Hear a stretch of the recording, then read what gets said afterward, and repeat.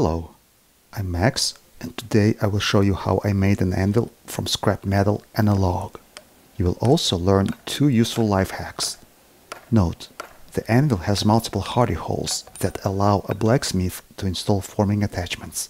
The hardy holes are also used in punching and bending operations. The anvil's face is made of an old railroad tie plate KB65 that was welded to a tractor's clutch friction disc. Such anvil can be made even simpler without adding the disc. However, certain vertical hammering operations would be impossible then. Even though my anvil is not massive, it is virtually vibration-free thanks to the anvil's proper mounting to its stand. The stand has to be properly affixed to the ground as well. Only then will most of the hammering energy be transferred to a workpiece as opposed to the anvil's movements. I chose a large log section to be the anvil's stand. Because my anvil will be situated outdoors, I debarked it and applied used motor oil. I recommend filtering it before use. A warmed filtered oil penetrates wood better, looks nicer, and doesn't stain once dried. Now we need to dig a hole for the stand. I used the section from a broken plastic barrel to edge grass around the anvil for easy lawn maintenance. Also, the plastic segment will serve as a shape pattern and prevent the hole's edge from collapsing inwards. I only spent a few extra minutes for the edge's installation, but the result is pleasing to the eye. It is better to install a log section into the hole upside down. You can easily tell a log section's top from bottom by its knot's orientation. When positioned upside down, the wood's natural permeability to water is decreased and the anvil's foundation will rot slower. Additionally, I stained the log's crosscut and its buried portion with a mix of bitumen and kerosene. This homemade hydrophobic mixture deeply penetrates and plugs the log's capillaries, protecting it from moisture and rotting. The next important decision in design is the anvil's height. The anvil's face should be at the height at which your thumb hangs when you stand with your arms to your side. Now we can install the log, keeping its upper crosscut strictly horizontal. Note, the height of the foundation is calculated by subtracting the height of the anvil from your total needed height. As for the metalwork, I welded the tie plate to a metal disc. It took 5 electrodes. Then I welded 2 sharpened metal rods. Each end was then bent 90 degrees to the disc. The bent rods will act as 2 giant staples to secure the anvil to the log. The overhanging portion of the anvil may need an additional support in the future, but for now I want to keep my anvil as simple as possible. While hammering the holding staples into the log, the metal top gets pulled down. As they hammer deeper into the wood, the tension increases. You can tell it from the increasing pitch in the hammering sound. It is not necessary to hammer them all the way in. This way, if the top gets a bit loose during heavy use, you can always apply additional tension to the staples by giving them a couple of blows. As you can see, having a supermassive anvil in your personal workshop is nice but not necessary. You can securely attach your DIY anvil to the Earth's lithosphere to get equal benefits of a massive and sturdy anvil. Even though I installed it into a swampy soil, such makeshift anvil works great, and I never had to reinforce the anvil's overhanging portion. This anvil design would work even better in rocky soil. If you watched this video up until now, you have most likely made the conclusion that while it is a good idea, I don't really need an anvil in my shop. I will attempt to make you doubt this conclusion.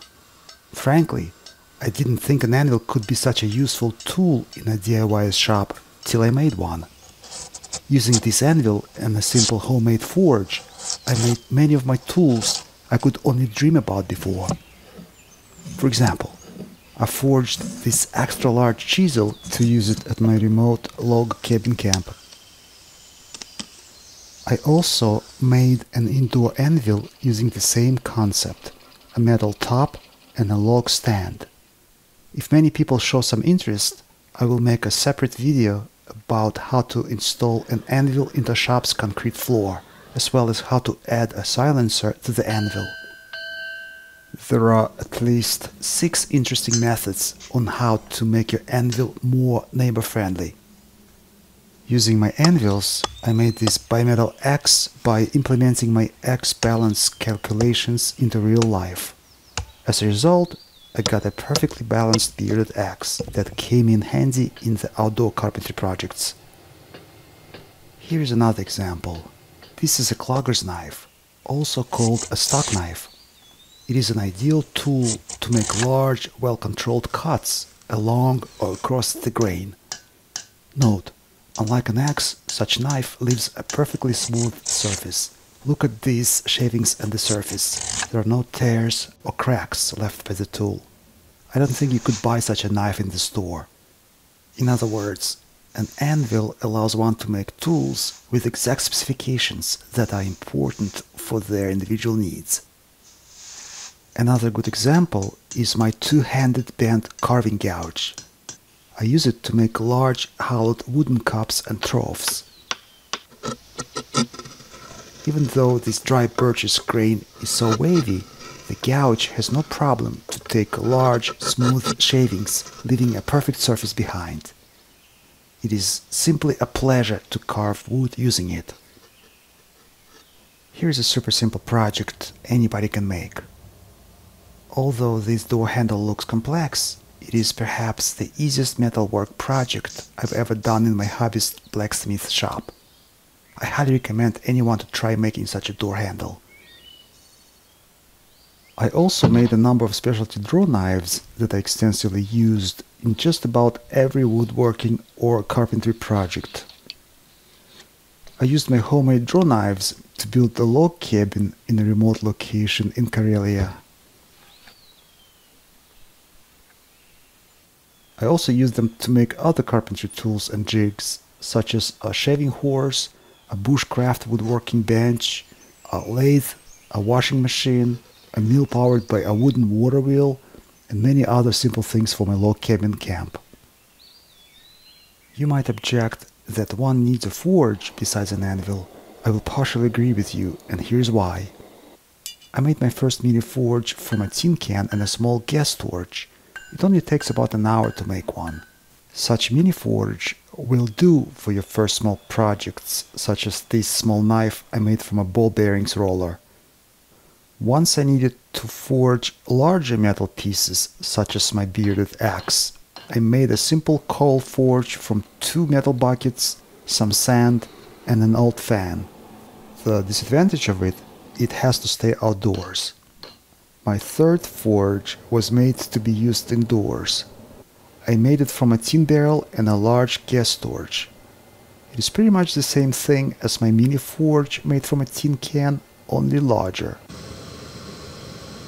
Once I began to work on large metal pieces such as this clogger's knife, I assembled a temporary forge from bricks and some fire-resistant insulator. Now I can assemble such brick forge in about 10 minutes anywhere I need it. In other words, don't worry about a forge for now. An anvil is the heart of a hobbyist blacksmith shop. As for heating your workpiece, you can heat it up using a blowtorch or even a campfire. I have to say, even simple homemade tools such as this splitting froe will make you enjoy the making process even more. There is something enigmatic in making useful things using metal tools forged by you. Each time I use my pack frame that I made using my homemade splitting froe, I smile. Somehow I remember it, even though I used this pack frame for years and must have carried 10 tons in it. If you liked this video, perhaps you could share it with your friends. Let good people watch good videos. This is Max Egorov, St. Petersburg, Russia. And a final note. I only produce 1 or 2 videos max a month, And if you don't want to miss new content like this, you can click on the bell reminder for notifications. I hope to see you back on Advoko Makes.